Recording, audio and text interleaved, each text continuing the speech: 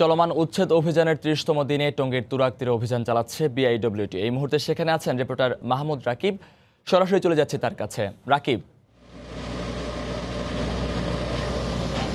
মধু, ঢাকার চারপাশের নদী দখলমুক্ত করবার যে অভিযান আজকে চলছে তার ৩০তম দিন, যেটি শুরু হয়েছিল ২৯শে জানুয়ারি।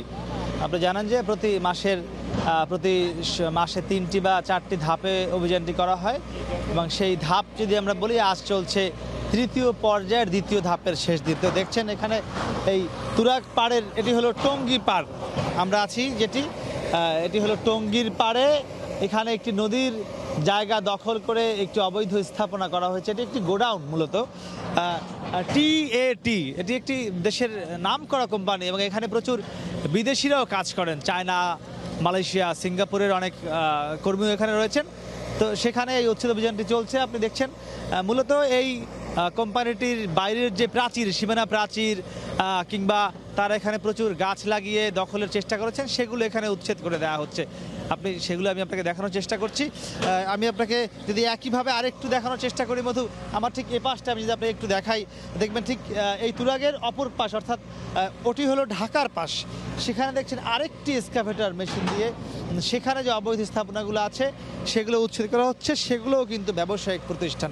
আমি আপনাকে বারবারই বলে আসছি গত কদিন ধরেই যে এই তুরাগের দুপাশ জুড়ে মূলত বিভিন্ন বাংলাদেশের সব ধরনের যত নাম করা কোম্পানি রয়েছে, ব্যবসায়িক প্রতিষ্ঠান রয়েছে, তাদের অসংখ্য অবৈধ স্থাপনা এই তুরাগের দুপাশ জুড়ে পাওয়া গিয়েছে।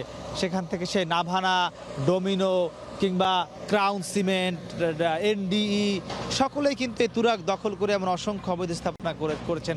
তো সেখানে দেখছেন একটি বড় বেশ কয়েকটি, ওখানেও কারখানা টাইপের কিছু একটা, সেখানে ইতিমধ্যে উচ্ছেদ অভিযান শুরু হয়েছে এক্সকাভেটর দিয়ে।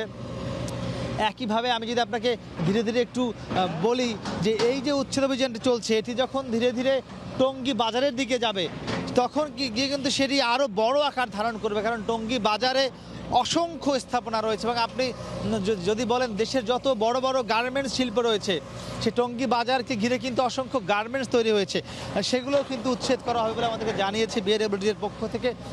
তো একইভাবে আপনি দেখছেন এখানে যে উচ্ছেদটি সেটি চলছে, অবৈধ ভরাট অপসারণ করা হচ্ছে, দেয়াল অপসারণ করা হচ্ছে। এবং আমি আপনাকে আরেকটি তথ্য জানিয়ে রাখি, এখন কিন্তু তুরাগ পাড়ে এসে উচ্ছেদের পাশাপাশি নিলামকে অনেক বেশি গুরুত্ব দেওয়া হচ্ছে।